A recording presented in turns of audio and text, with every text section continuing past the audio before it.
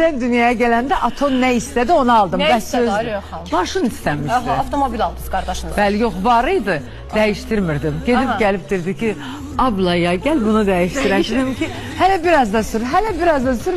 Və də dünyaya gələndə dedim ki, al bacaqları. Mete'yə də hədiyyə eləyəcəksiniz. Bilmirəm, vallahi indi nə gəlsə. Çox sual verdi sizə. Yox, heç nə, heç nə. Get Aton anan versin sənə hədiyyə. Bəlkə Mete'yə də ev hədiyyə eləyəcəksiniz, bilmək olmaz. Çox şükür ki, doğrudan kimin gücü nəyə çatır bu həyatda elə də yaşaya bilir.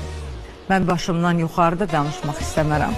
Amma mən ailəm üçün heç vaxt qoymamışam kiməsə əyilsin və ailəmin də hər şeyi var. Və onu da belə qürurla gözəl eləmişəm yəni. Heç kimi qabanda əyilmədən, yəni söz-söhbətsiz falan. Hamısının öz hədiyyələri yerindədir. Mən bu 25 ilə qədər çox əziyyət çəkdim. Elə ailəmlə də bağlı. İcazə verin, qalan 25 ili özüm üçün, oğlum üçün yaşayayım.